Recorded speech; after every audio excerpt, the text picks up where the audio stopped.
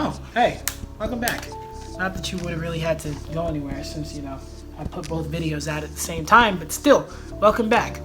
So, coming up on the heels of part 1, where we took an inordinate amount of time examining the complexities of Death Stranding, and its use of so many different themes and styles of music to match those themes, I'm happy and a little bit relieved to say that our next game is a bit more easily digestible. No less great, but more straightforward. Give you fair warning though, we're about to jump into a series rife with enough destruction and gore and bloodshed, chaos, violence, brutality to fill several death metal album covers. Now, if you don't have the stomach for that, well, it's okay if you turn the video away.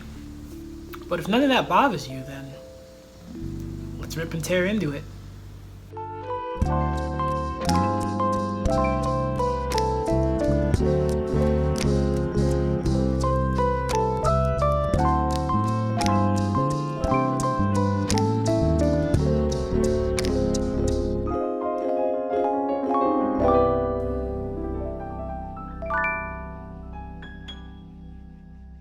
So I gave you a bare bones summary of Doom Eternal in the introduction video, but since now it's getting its own episode, we can go more in depth. To start with, unlike our last game, which was a standalone that just so happened to have lots of context behind it, Doom Eternal is actually part of a franchise, the latest entry to be precise, in a series that's been happening since 1993. The original Doom games, which came out on PC, centered around an unnamed protagonist nicknamed the DOOMGUY, although he was officially called the Doom Marine. He was stationed on an outpost for a sci-fi type group called the Union Aerospace Corporation, or UAC, built on one of the moons of Mars. But anyway, long story short, things go south, a portal opens, and demons come pouring out. Of course they do. So you spend the whole game fighting them, first on the UAC base before they take you to hell. Upon defeating the Spider Mastermind and returning to Earth, you find the demons have actually made it all the way back to your planet, and that the apocalypse has begun. And just to add insult to injury, they put your pet rabbit's head on a stick, one of the defining images of the franchise. So you set out to rid your home of demons once and for all, which is where Doom 2 picks up. Now you might be like, why am I telling you all this? Well, simply put, summarizing the older Doom games is actually almost the same as summarizing the newer ones. Doom 4, which they just called Doom, and so people refer to it as Doom 2016, yeah, confusing, I know, is basically a retelling of the events of the first game. Where's Doom 3, you're thinking? Well, it's maybe a prequel, it's only possibly involved in the main continuity, and stylistically, it's very different from the other games, so we really won't be talking about it here. Confused yet? Well, let me confuse you even more. Doom 2016 has you do the same stuff. You fight demons on the Mars moon, you go to hell, there's some added plot stuff like you interact with a few members of the UAC this time around, one of whom ends up actually being transformed into the Spider Mastermind. They promised me so much. But the broad arc is the same. The demons make it back to Earth, and the apocalypse begins again. Doom Eternal, which is like Doom 5 or New Doom 2, is where it starts to get really screwy. If Doom 2016 retold the events of the original, Doom Eternal broadly retells the events of Doom 2, but adds a ton of lore. There was all kinds of crazy hell lore in Doom 2016, which basically states that your character, called the Doomslayer in these new games, is a member of this ancient race called the Night Sentinels, who were basically interdimensional freedom fighters. Also, in Doom 2016 you start the game off waking up from a sarcophagus, which you find out you were trapped in at the end of a great battle against these guys called the Hell Priests.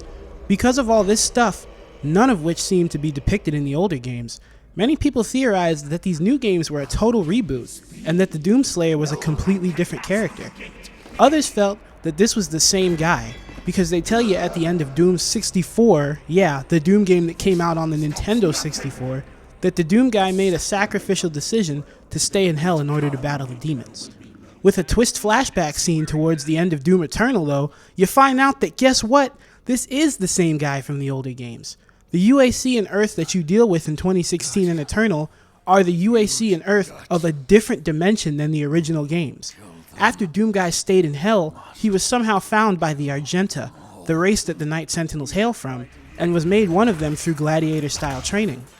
It was here that he was given the power of this thing called the Seraph, which is what makes him so absurdly strong in these newer ones. And it turns out that the Hell Priests are actually Argenta defectors who were seduced by the power of hell and now seek to help the demons devour Earth to perpetuate this vast multiverse conspiracy in which these eldritch interdimensional beings called the Makers, which created the myth of heaven in many dimensions, including ours, basically split the soul prophets of the dead with Hell's legions.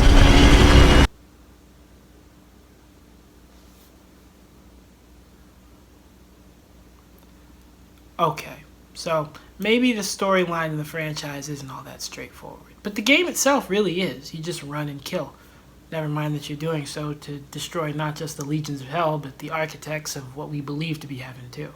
But I just want you to understand the connections that the newer games have with the older ones, story-wise, thematically, and musically. Because to understand the present, you gotta understand the past too. Even though we'll primarily be talking about Doom Eternal, let's take a look at some of the older games as well. Format-wise, we're going to look at this one a little differently than Death Stranding. There are different story threads going on here, yeah, but they really don't serve to explore any real-world themes or different conceptions of disaster, instead seeking to create a fun, intense, and ultimately pulpy comic book-esque fantasy, right down to the menu aesthetics. The story of this game can really be boiled down, as it often can in video games, into a one-man fight against an impossibly powerful would-be Earth conqueror. However, it's no secret that Doom as a franchise was, in many ways, born from the attitudes and aesthetics of the metal scene. So I think it's more appropriate and productive to talk about this game in conjunction with its musical influences, rather than its story. In the introductory video, I described Doom Eternal as having two major musical spheres: apocalyptic choral music and extreme metal. And since these two spheres are pretty musically distinct and their in-game function can be traced directly to their real-world roots, we're better served organizing our discussion in terms of these rather than narrative threads. Before we really jump into the game, I want to talk about how we can conceive of extreme metal as a music of disaster. It's an appropriate starting place because viewing metal music in this way is the entire reason I selected Doom Eternal as a game for this series in the first place. Not to mention, the extreme metal sphere is the most prevalent in the game, as well as being the thing that the Doom series is most closely intertwined with, and the one it's most known for, especially now. Talking about extreme metal in the history of Doom involves first talking about the three things that came together to birth it: punk music, heavy metal, and modern apocalypse culture. We glossed over punk music in the introductory and Death Stranding videos, but I can't overstate the significance of punk music's conceivable apocalypse. All the things the music depicts, a pointless, meaningless world falling apart, political culpability, and in the straight edge scene, environmental destruction, echo the idea of a foreseeable end of the world. Given the subject matter, connecting punk to apocalypse culture was really inevitable. To make that connection even more palpable, apocalypse culture really got going during World War II, a conflict known for lots of things, but perhaps one of the most impactful and horrible being the Holocaust. Many early punk musicians like Joey and Tommy Ramone or Lenny KAYE, and even people who were involved in important ways in the scene, like CBGB club owner Hilly Crystal, were Jewish. While musicians generally didn't reference tragedies like that directly, they informed the sensibilities. So, in many ways, punk and apocalypse culture came from the same place, and its moralistic focus makes it distinct from extreme culture. When we look at heavy metal, on the other hand, it might seem indistinguishable from its extreme descendant. Heavy metal focused on the occult and often the satanic. Eschatology was a heavy factor here, and so, just like punk's conceivable world endings would link it to apocalypse culture, of course this kind of stuff would link heavy metal there too. Surprisingly, there does exist moralistic heavy metal, a lot more than you might think. But the difference here is that the music didn't just criticize war, it expressed reflection on its imagery and its mythology. It was this curiosity that would turn into fascination when heavy metal and punk came together in the early 1980s, and extreme metal was born. Within extreme metal, there's so many different genres and themes and sounds and degrees of transgression against normality, but I want to focus on the themes first, because that's the thing that really draws the connection between Doom and this music, even before the music itself. Things like a breakage of rules, bodily destruction and graphic landscapes depicting it, a focus on occult and satanic imagery, nihilistic destruction and celebration of carnage. I mean, is any of this sounding familiar? I can't make the connection any clearer than that. But here's another thing to think about.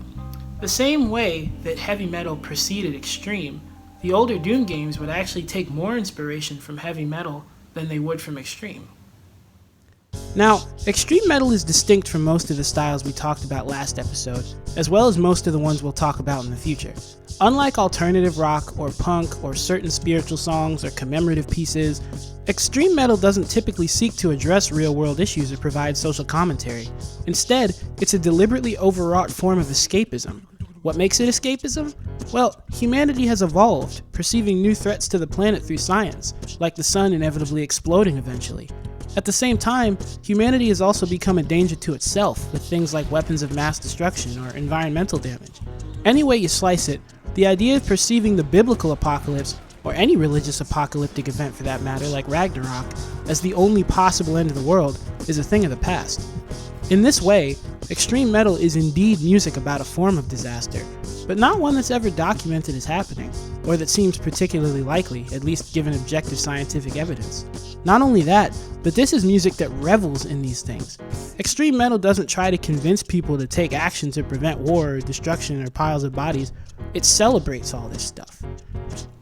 Even though extreme metal is all about reveling in destruction and murder, most of its musicians do so in a very tongue-in-cheek way. The over-the-top absurdity found in the music, performance practice, and lyrics is there very purposefully, and most metal musicians are not running around in their daily lives shouting about death and murder. Of course, there's some subsets of this music, like Nazi death metal, whose practitioners take their material a bit more seriously. But for the most part, these are exceptional cases, and the music will usually stay the music, removed and isolated from real life, just like its content. And by the way, how horrible and ironic is that? A style of music that owes its propagation and success largely to Jewish people, being perverted and used to fetishize and worship Nazis as the ultimate symbol of destruction.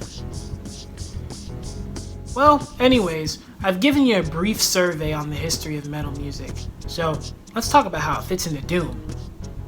First, let's consider the time that the original Doom game came out, 1993. During this time, heavy metal was gaining some respectability among critics after many Seattle-based grunge bands gave props to the influence it had on them. Now, when we listen to the soundtrack of the early Doom games, it really doesn't sound like extreme metal. In fact, it sounds more like heavy metal.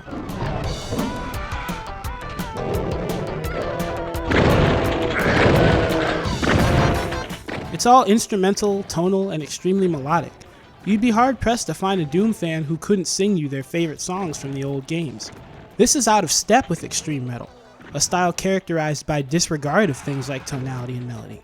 But it's interesting that a game so clearly inspired by the occult imagery and defiance of heavy metal would come out right around the time it was starting to gain legitimacy. Well, guess what? It really wasn't a coincidence. Bobby Prince, the game's composer, was expressly told by designer John Romero to write a techno and heavy metal soundtrack, seeing as how the game was about science fiction and demons from hell. And in doing so, many of the game's tracks are either inspired by or copied almost exactly from several heavy metal bands of the time, including Metallica, Pantera, Slayer, Black Sabbath, Alice in Chains, and AC/DC. Also note that Prince wasn't scoring to the game. He wrote the soundtrack, and then the designers put the songs in where they felt they fit.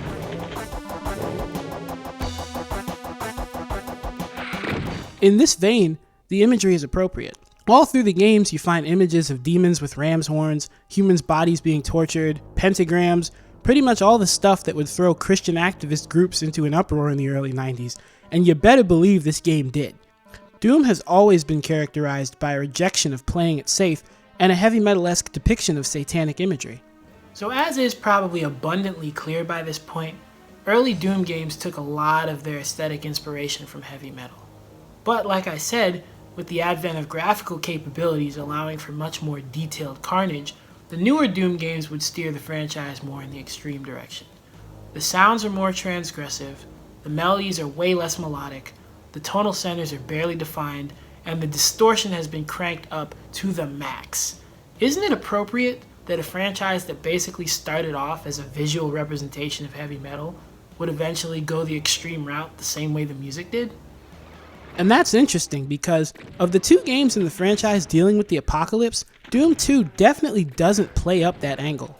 In fact, in Doom 2, the apocalypse is more like an alien invasion. After all, these demons are technically Martian. You might argue that that's because the graphics were limited and the game needed to focus on gameplay rather than storytelling. But if they wanted to go the religious fire and brimstone route, they probably could have played it up in the texted cutscenes.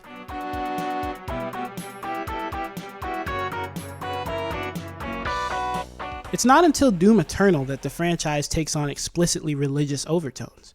During the opening, you hear a religious zealot in the street praying for salvation, although I doubt he figured it was going to come the way it did. We must pray now, brothers. Pray that he is watching. One of my favorite things in the game is this series of data entries you find from a scientist whose beliefs have been shaken in the wake of the apocalypse. A god, an avenging angel, the right hand of doom, here to save humanity from its sins. But I cannot ignore that the timing of his arrival, the identity of his enemies, the fire and brimstone element to this catastrophe we currently find ourselves in has definitely shaken my scientific resolve. The point is, even the overarching storytelling and themes of the franchise itself follow the trends of the music that inspired it. Whereas the older games were less about the religious aspect, Doom Eternal said screw that. You're in the midst of a full-blown apocalypse. There is fire and brimstone, the architects of the invasion are fallen priests, and your final battle is against both the icon of sin that leads the armies of hell and the matriarch of an advanced civilization that humans believe is heaven. So besides the games, the progression of the whole series has always been linked with metal. Finally, let's talk about the gameplay itself. The older games, i.e. Doom, Doom 2, and Doom 64, all played more or less the same. They were fast-paced games where you run all around these huge maze-like levels, solving switch-based puzzles, finding keys, and looking for the exit to the next level. When you're fighting demons, it's fairly easy to get away from them and regroup if you need to, and you can feasibly stand in one spot and dodge projectiles if that suits you.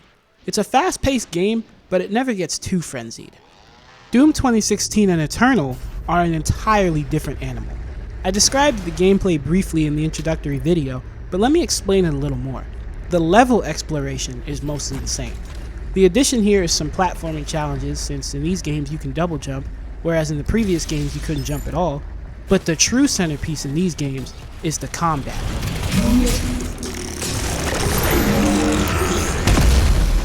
Yeesh.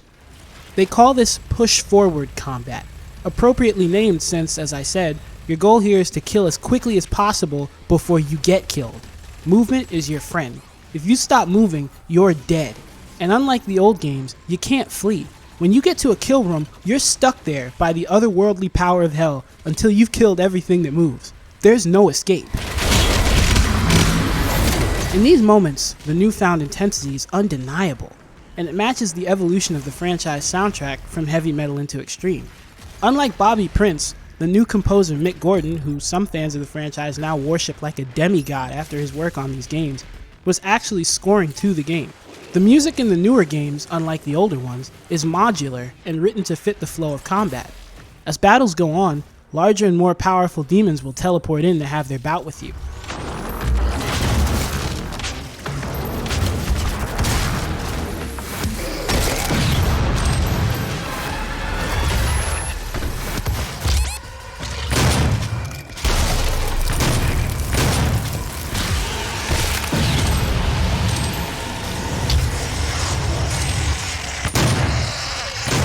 As the combat accelerates and your opponents get stronger, the music progresses through stages, and you won't reach the apex of the level's given battle music, usually the point of the hardest groove, until you've reached the end of the fight and are dueling with the biggest, nastiest demons hell can throw at you.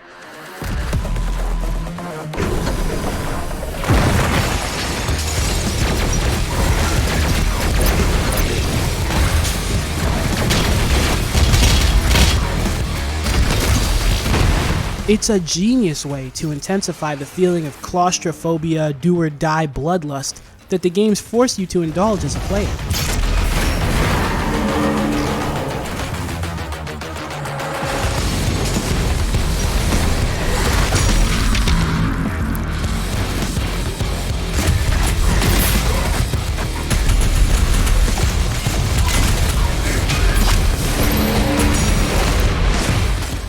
It's a really powerful, simple base connection.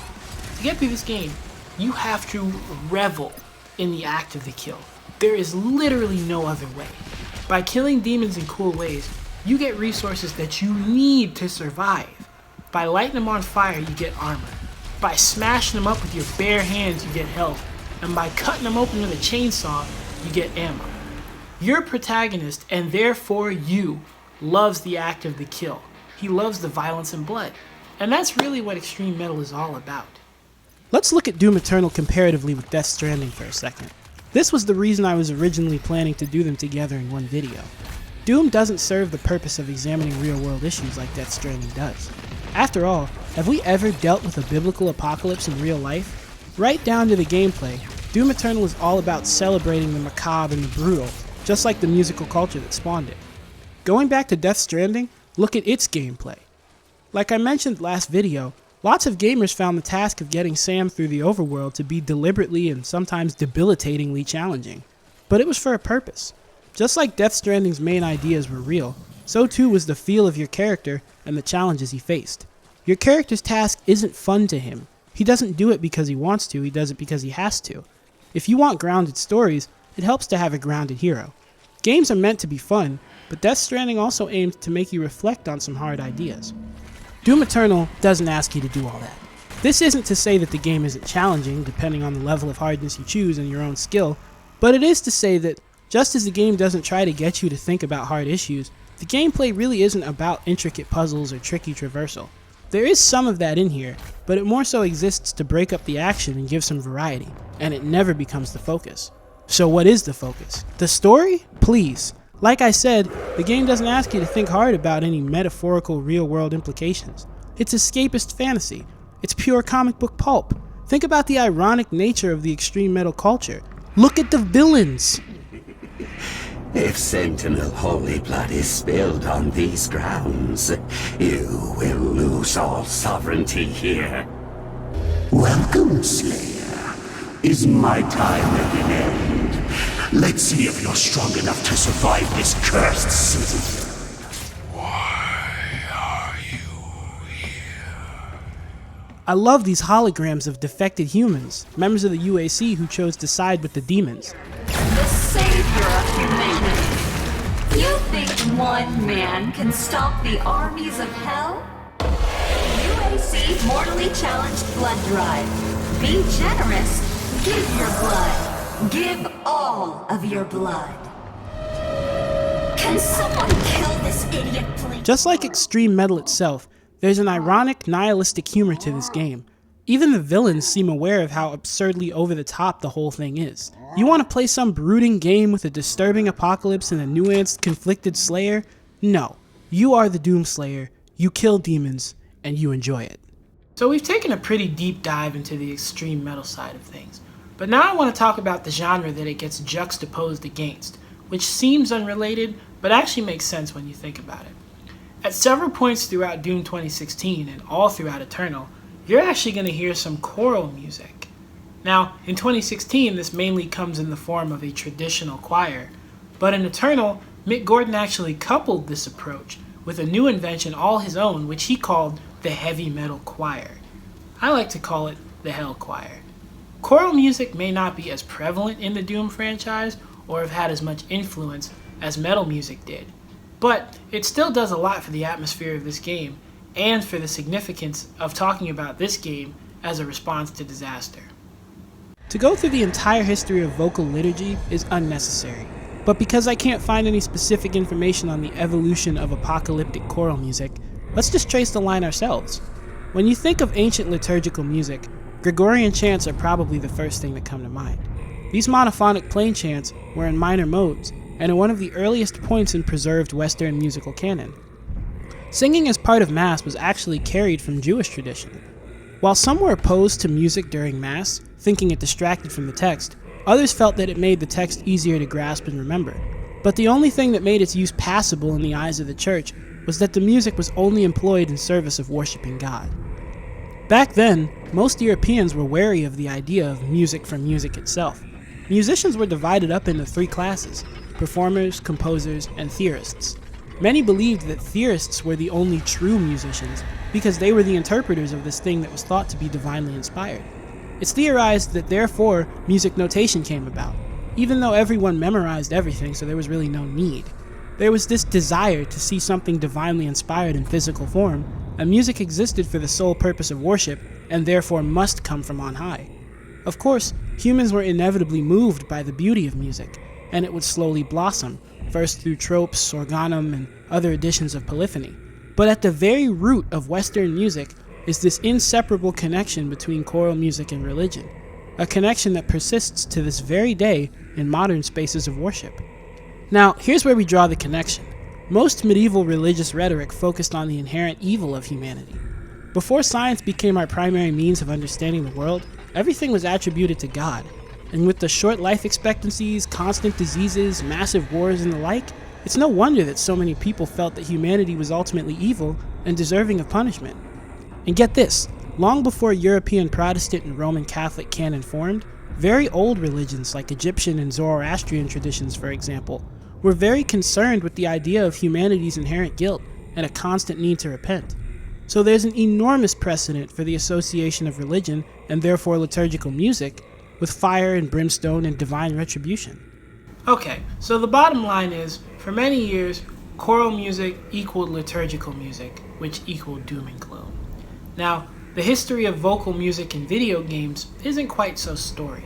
Until the late 90s, video games didn't even have the capability of having vocal music because the technology wasn't there yet. So of course, some older games used vocal synthesizers just for effect, like Super Metroid, for example. But there's one classic example of texted vocal music in a video game that everybody likes to bring up. Can you guess what franchise it's from?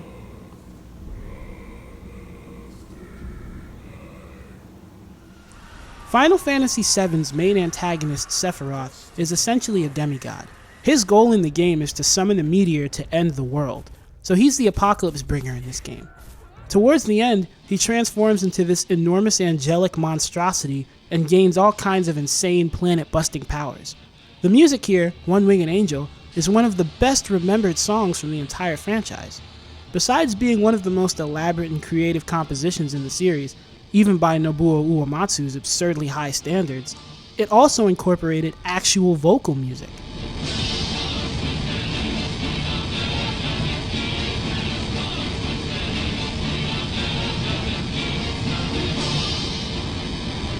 The lyrics are not completely original, with some having been taken from the Carmina Burana. Seriously, most people are familiar with the Karl Orff setting, but the texts in Carmina Burana are actually taken from various writings of the 11th and 12th century, the exact period of time we're talking about. So some of the text from One Winged Angel actually came from the Middle Ages. As I researched this, I actually blew my own mind. And I don't know if it's a coincidence or what, but the association between choral music and the apocalypse in video games actually came from the exact same period of time that association came from in real life choral music. Are you as flabbergasted by that as I am? Alright, let me just calm down. An important thing to note is that text back in the Middle Ages, both in the Bible and the actual Mass, was written in Latin, and the text didn't get translated into supposed vulgar languages until later, when there was this movement to give the power of faith back to the people. So that's why it's Latin chanting specifically that's associated with the apocalypse, because that's what all the text was in during this time period. That also means that the chanting in One Winged Angel was in Latin, and nowadays it's common for your epic, eldritch, divine, angelic final boss to have Latin, or vaguely Latin sounding, choral music with an orchestra as a backdrop. It's almost traditional.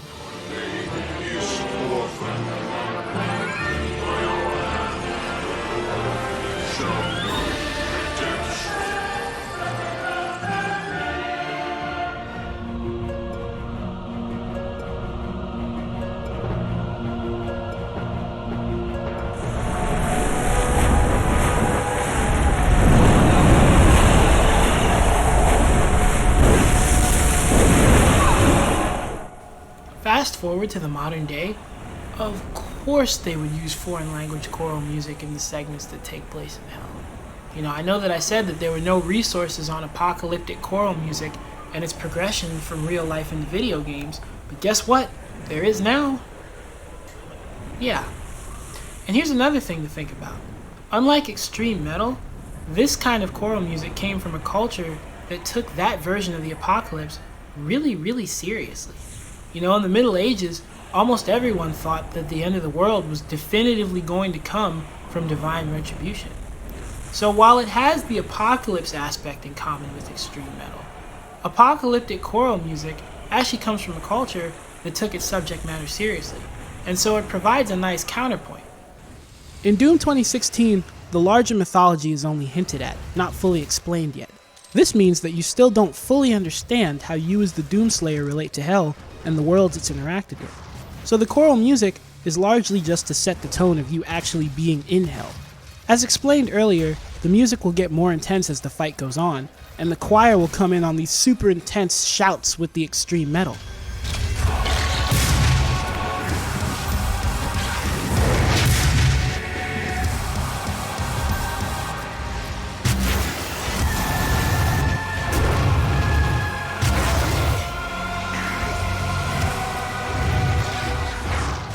Let me tell you, hearing the choir coupled with the metal as this enormous baron of hell charges you down was one of my most awesome gaming moments of the past 5 years.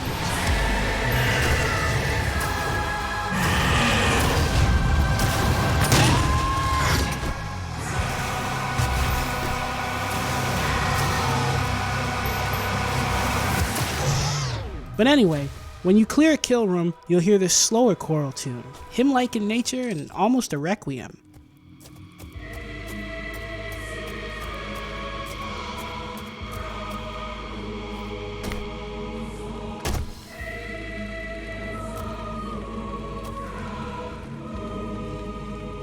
This is appropriate, because at this point the focus is no longer on the combat, it's just on the fact that you're in hell.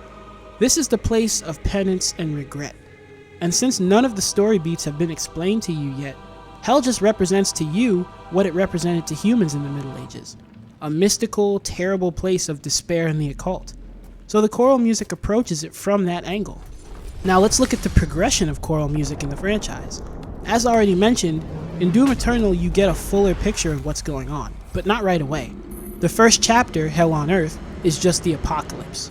There's no larger multiverse yet, it's just you returning to Earth to fight demons. Your first mission, eliminating the Hell Priests, establishes an explicitly religious rhetoric right out of the gate. When you get to the Citadel, you're greeted with this utterly awesome track.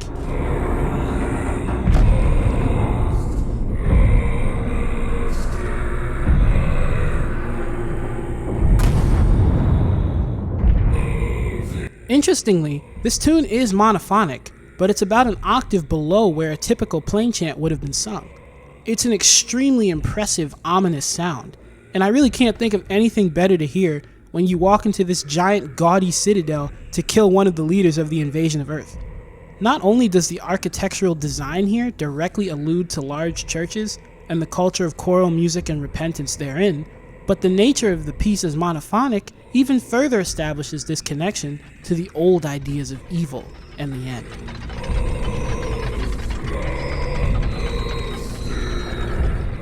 The first time I got to this part, I was like, wow, that's pretty awesome. I wonder what language that is. Aramaic? Latin? Arabic?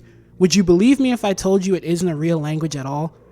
To my knowledge, Mick Gordon invented a language to sound like one of the ancient ominous chanting languages. So even this sound, hailing directly from a time when the apocalypse was the most serious thing in the world, is given a tongue-in-cheek spin. Unlike Doom 2016, in Eternal, choral music serves a few different functions in a few different forms. Let me talk more about the Hell Choir now. What Mick Gordon did was assemble a choir comprised of vocalists from several metal bands, many of whom had played Doom growing up, and had been influenced by the metal music therein, probably at least partially cementing their career path.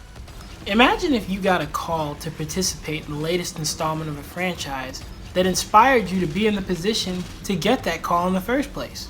How over the moon stoked would you be? So here, we have a literal split of both metal and choral. The ensemble here is that of the choir, coming from the culture that takes the apocalypse seriously.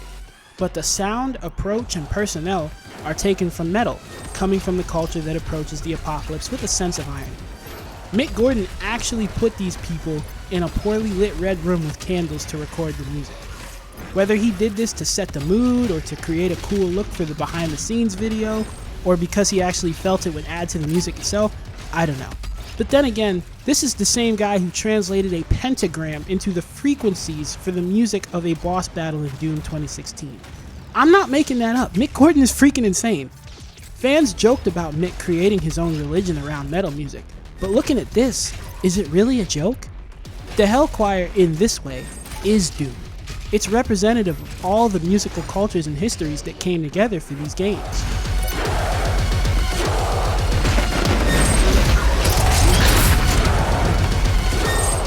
But see, this is why we waited so long to talk about it, because we couldn't have fully appreciated the significance of having this group in the game without having talked about everything else leading up to it first.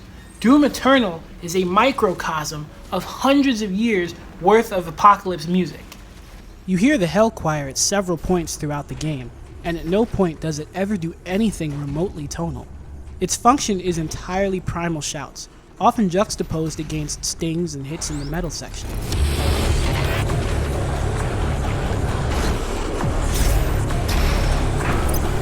Story-wise, the Hell Choir might be thought to represent the Night Sentinel storyline. We often hear it in conjunction with the Doomslayer's return to the debilitated landscapes of the Argenta people, as well as the battle against the Gladiator, who guards the second Hell Priest and has basically usurped your home. We might think of the Hell Choir as representative of your Night Sentinel brethren, many of whom fell when the betrayers sold your people out to the forces of hell. I told you all to leave me here. I am where I belong. You encounter the ghosts of the Night Sentinels all through the game, who help you out with power-ups. And when you encounter live Night Sentinels at the arena, the shout of allegiance they do sounds a lot like the Hell Choir. I didn't record the audio, obviously, so I don't know, but it could be the choir. Finally, these guys, the Marauders, the most infamous foes in this entire game, are fallen Night Sentinels who basically accepted the power of hell and duel you as your strongest opponents. So the Night Sentinels are with you all through the narrative. You were never one of us. The Hell Choir represent that part of the story, and it makes sense. Via flashbacks and lore tablets, we see that the Argenta were a warlike gladiatorial society. Who glorifies battle and carnage more than gladiators? So having a group made up of musicians who operate in a genre celebrating this stuff, provide vocals for a tribe of multiversal warriors, is essentially perfect.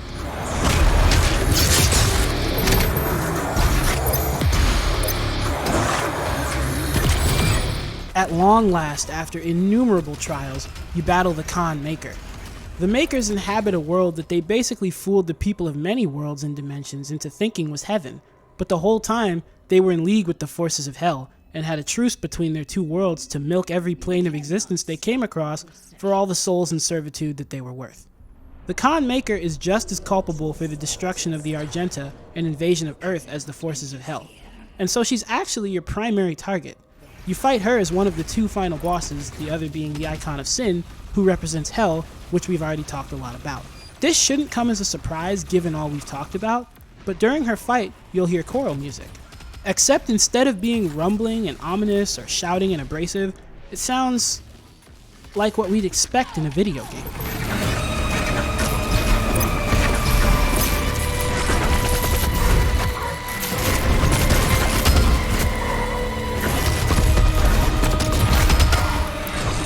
Now, look at the Khan Maker herself. Outwardly at least, she appears angelic and divine, but even without armor, the Makers are revealed to be squid-like and eldritch, like a great old one. So to boil it down, the Khan Maker is an angelic creature, a final boss, a bringer of the apocalypse. Of course she'll get choral music. She's a representation of all these things that are associated with choral music in both video games and real life. Look how perfectly Doom Eternal's music complements and reinforces its themes. Would any disaster hypothetically be greater than the biblical destruction of the world? It's interesting because Doom Eternal approaches this subject matter from both sides. On one side, we have the metal aesthetic, which inspired the design and gameplay of the entire series. This tradition likes to examine the apocalypse through a celebratory lens, and it's ultimately able to do that because it doesn't take the biblical destruction seriously. It's a more modern way of viewing the ultimate disaster in a fun and escapist light, and that's certainly the way that Doom as a franchise has always been. With recent technological advances and the introduction of choral music though, the new Doom games not only drive the extreme aesthetic and glory of carnage further, they also approach the apocalypse from the other end, the end that takes it seriously, with music descended from a period of time when people spent their entire daily life in devotion to divinity. And when we think about how well those two approaches complement each other, is it any wonder they both get used in the game all about an apocalypse where heaven and hell are working together? They work together almost as well as, say, the Khan Maker and the Icon of Sin? It's a perfect analogy. Two pairs of seeming opposites that come together to represent the same thing. The end of everything. The ultimate disaster.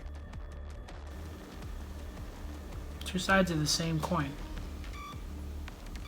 Wow. You know, I'm going to be honest. I surprised myself a few times making this video. You know, I'm not sure I've ever looked at a soundtrack that complements its themes and its gameplay so well and so deeply as this one does. You know, maybe even more so than Mick Gordon expected. And extreme metal and apocalyptic choral music are two genres that may seem vastly different, but they both muse on the same sort of thing. The end of the world. I really hope you got something out of this one, because I sure did. I'll see you next time.